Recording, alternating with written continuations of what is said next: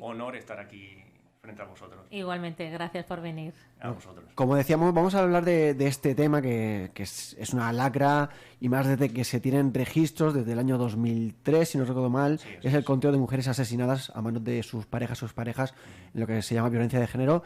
Y como decíamos, vamos a hablar de este tema que tanto está causando revuelo en la sociedad. Así es. Pues cuando hablamos de violencia de género, es un tema complejo que abarca muchas facetas de esa violencia.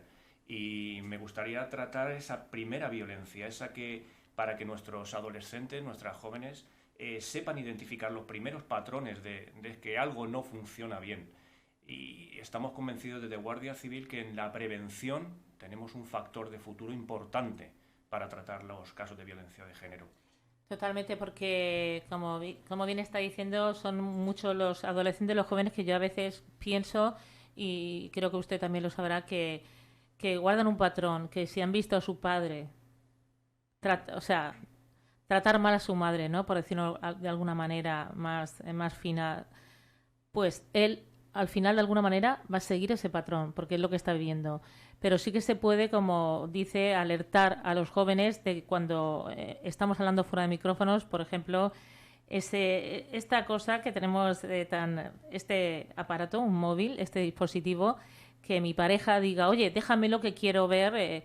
Entonces muchas niñas piensan, uy, lo que me quiere, está pendiente de mí, a ver quién tengo ahí dentro. O sea, no, y se equivocan. No es que te esté queriendo más por eso, todo lo contrario. Tú tienes que tener tu privacidad, al igual que él. Y porque te coja el móvil, no quiere decir que te quiera más. Todo lo que quiere es controlarte. Quiere controlar qué hay ahí. Entonces, yo pienso que, como está diciendo usted, la prevención, el intentar ayudar a los jóvenes a saber cuándo realmente pueden estar ya en peligro. Así es, Gertrude. Nosotros, desde el Plan Director de la Seguridad y Convivencia Escolar, nos acercamos a los centros educativos y una de las charlas que pueden solicitar es del ámbito de la violencia de género.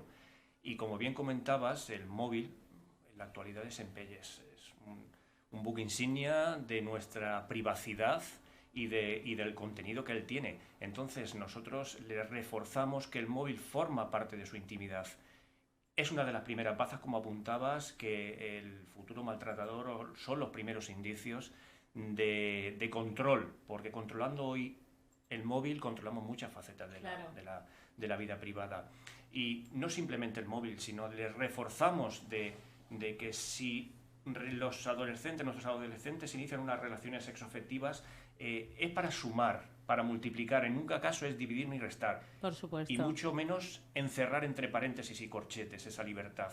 Por lo tanto les reforzamos ese fortalecimiento de que si nos restringe la libertad, nuestra capacidad de movimiento, ¿con quién voy? ¿Con quién no voy? ¿Cómo vas vestido, no? ¿Cómo vas vestida? Claro. ¿Quién es ese chico con el que está hablando contigo? No me gusta.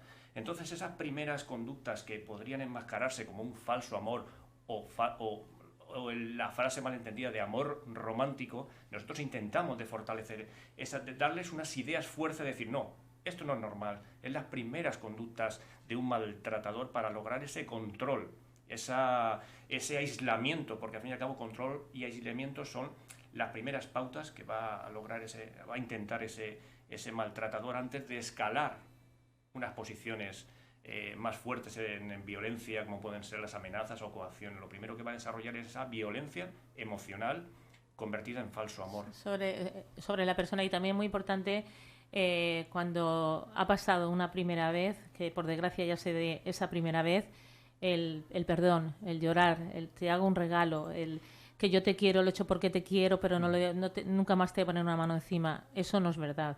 Quien lo hace una vez, repite y lo hace más veces. Eso también es muy importante. Solo una vez y salir corriendo. Y el 016 se le llama y no deja huella de ningún tipo. No tiene que darse una primera vez, pero si se diera esa primera vez, hay que salir corriendo. Exactamente, así es, Gertrude. Y como bien apuntabas, los maltratadores son especialistas. Son especialistas en el maltrato, en la persuasión, en el chantaje emocional. La manipulación, ¿verdad? Sí, totalmente. En manipulación, porque digamos que son especialistas en hacer cumplir eso. Son especialistas en trasladar una culpabilidad a la víctima que se siente como como tal. Entonces el chantaje emocional forma parte de las primeras estrategias del maltratador para subvertir a la víctima en sus voluntades. Y luego, una vez que hemos dado las primeras indicaciones de cómo vestir, con quién ir, llega, si con eso no logra la subversión de la víctima, logra la siguiente escalada en la violencia del maltrato, que es las coacciones y las amenazas. Es el siguiente escalón de intensidad en la violencia. Por eso es importante, y nosotros se lo trasladamos así a nuestros menores en la mayoría de charlas y talleres del plan director, que hayan amistades responsables. Si a María, Paula o Ana les pasa algo, que las amigas y amigos, porque aquí también entra el hombre, y el hombre es el problema, pero es parte de la solución, sepan llamar, comunicar, oye, a María, a Paula le está pasando algo, y lo comuniquen a quien sea su personal adulto de confianza, sea la mamá, el papá, el director del centro, una tía, pero dar la voz de alarma es el primer paso para que no siga la escalada del maltrato. Pues así es, porque luego las víctimas, esas personas, lo que hacen es alejarse, esconderse, meterse en su mundo y decir, ¿por qué me está pasando a mí? Quizá lo merezca, porque te hacen, o sea, ese maltrato psicológico también, que los dos son pues horribles, el físico y el psicológico, pero hay veces que lo que hacen es eso, encerrar a esa persona que no habla con nadie, que no es capaz de decir, me están maltratando. Pero yo pienso que sí que hay indicios en los amigos, como bien está diciendo de alrededor, que están viendo a María, que ya no es María, que a María le está pasando algo. Entonces lo que hay que hacer es investigar qué es lo que está ocurriéndole. Así es. Hay que hacer algo. Muchas veces los jóvenes nos dicen no tienen suficientes herramientas para saber qué hacer, pero sí saben que pasa algo, como tú has apuntado. Entonces lo importante es trasladar desde las familias, desde los centros y nosotros desde la propia Guardia Civil, trasladar que lo comuniquen. Luego ya las propuestas de resolución vendrán por parte de los adultos, pero que lo comuniquen, es decir, Paula está dejando de ser Paula o María tiene actitudes que no identificamos a María desde que va con tal persona. Entonces es muy importante. Por eso hay que invertir en las 3 herramientas más poderosas que tenemos para que no se establezca la violencia de género en etapas tan tempranas, que es la prevención, la sensibilización y la formación. Y nosotros creemos que desde Guardia Civil podemos formar parte de ese elenco de profesionales que tienen que estar ahí para luchar contra la violencia de género y sobre todo darles a nuestras menores, tanto chicas como chicos, enseñarles el abecedario de todo esto. Porque pensamos que las frases que pueden hacer cambiar la violencia machista contra la mujer les corresponden a ellos. Dar un vuelco a la sociedad y hacer una sociedad más justa e igualitaria, yo creo que les corresponde a nosotros, pero también a las generaciones venideras. Aquellas personas, aquellos adolescentes que ven, como decíamos, ¿no?, que a María le pasa algo, que a María ya no es la misma, ¿qué pueden hacer? ¿Tienen que ser ellos los que tomen la iniciativa y llamar al 016, que llamen a la Guardia Civil, que avisen a las autoridades? ¿O tienen que intervenir con sus padres, los padres de María en este caso, para intentar que arreglen ellos esa situación y que ellos sean los que tomen la decisión de llamar o no a los cuerpos de seguridad del Estado? Claro, nosotros hay muchas, como bien has apuntado, hay muchas formas de actuar. La que no debe ser es no hacer nada. Nosotros lo que emplazamos a los menores es que los comuniquen cada uno a sus padres. Que no vayan directamente a lo mejor a su amiga, o sí, claro. tampoco es antagonista, pero que lo comuniquen a un adulto, bien sea si es en el entorno escolar, confianza, jefes de estudios, directores de centro, pero siempre a nuestros padres, madres, o a lo mejor alguien tiene de referencia a una tía o a un tío, pero o un hermano mayor, pero que nunca se queden con esa circunstancia anómala para sí, que la comuniquen cada uno. Cada persona somos diferentes y cada uno tiene una persona adulta de referencia, que la comuniquen, porque si no saben actuar, sí que saben que algo está pasando en la vida de esa persona que está sufriendo la violencia machista. ¿Cómo está actuando la Guardia Civil y supongo que también diferentes miembros de las autoridades en los colegios y los centros? Porque, como ya he mencionado, se está llevando a cabo el plan director en el que se dan charlas, imaginamos, y conversaciones con los alumnos, propios alumnos. ¿Qué se les dice? ¿Qué se les comenta? ¿Cómo se les alienta a colaborar y a formar parte de esa red que debemos formar para eliminar y evitar la violencia de género? Bien, pues como os apunta ahora, el plan director de siempre, desde que salió en el 2013, ha sido objetivo prioritario de la Guardia Civil y de las fuerzas y cuerpos de seguridad. Ahora, con todo lo que está ocurriendo con la violencia machista, mucho más fortalecimiento si cabe. Nosotros lo que hacemos es pasar, pues, todos los meses, cada vez que no tenemos comunicación con un centro, pasamos, le solicitamos, oye, solicitarnos nuestras charlas, solicitarnos que estemos en contacto con la violencia de género. Proponemos talleres conjuntos incluso con servicios sociales, con sus técnicos de igualdad. ¿Por qué? Porque tenemos que estar ahí donde se puedan dar herramientas para fortalecer ese conocimiento que tienen que tener nuestras menores sobre violencia machista y cuáles son sus primeros pasos. Por lo tanto, las estrategias ahora de Guardia Civil pasan por estar con ellos, pasan por asistir a esas conferencias y talleres y por fortalecerles, como ya he dicho. ¿Y cómo se lo toman los jóvenes cuando están dando esas charlas? A veces, no sé si puede haber alguna risa, o realmente están preocupados, están pendientes de esas charlas, o hay alguna persona que ya destaca cuando están dando esa charla precisamente. Siempre, yo cuando doy las conferencias del plan director, yo por cuestiones del destino las llevo dando del 2013 cuando se inauguraron. Yo lo que digo es, a mí de lo que más me gusta de las charlas, independientemente de que hay una fase que es como digamos una masterclass en que ellos escuchan y tú hablas, es la fase final de debate.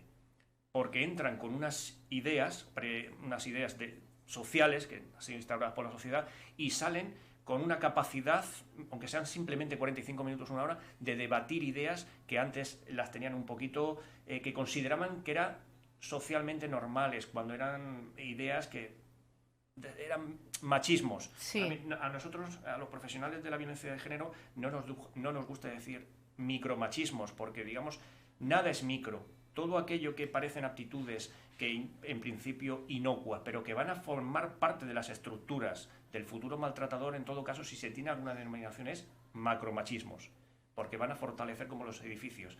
Son los cimientos de un futuro escalada en el maltrato. Y yo creo que en esto del plan director, lo que necesitamos es, como está haciendo mucho la Guardia Civil, es fortalecer los conocimientos y la capacidad de comunicación con nuestros menores, porque nos tienen que identificar como conductores válidos de esa información. Entonces es cuando la información les fluye y les llega.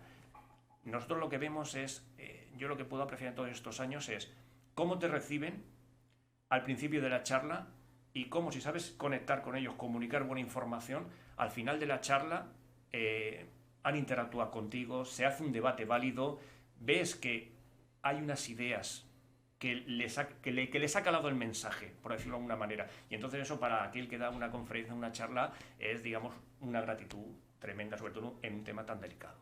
Sargento, ¿en algún momento han sido los colegios, los centros públicos, incluso institutos, los que han acudido a la Guardia Civil para interesarse por esas charlas porque están viendo que dentro de su círculo, dentro de su ámbito, tienen un caso que podría ser de violencia contra una mujer, una chica del propio centro?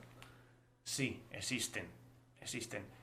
Sin embargo, en los centros educativos, sobre todo lo que afecten a ESO y bachiller, son más los casos relacionados con acoso escolar, ciberbullying, sextorsión y sexting, que son los casos que más se dan entre la juventud.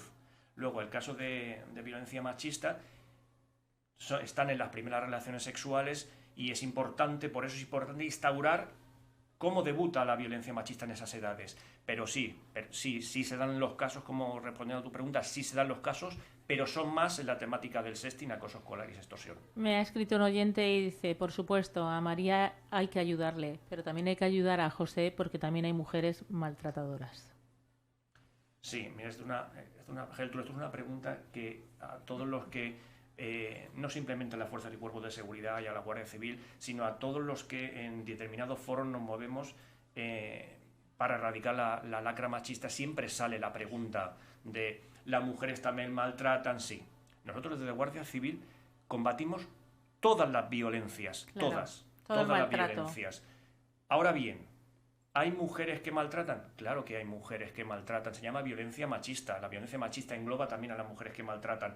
Y la Guardia Civil también combate todo ese tipo de violencias, las de la mujer al hombre, entre hermanos, de los hijos a los padres, de los padres a los hijos, pero la violencia machista tiene un tratamiento diferenciado por cómo debuta, por cómo se instaura, por valores culturales, por valores sociales, tiene unos protocolos determinados. Pero sí, efectivamente, desde las fuerzas y cuerpos de seguridad del Estado y desde Guardia Civil combatimos todas las violencias, incluida la de mujeres contra hombres.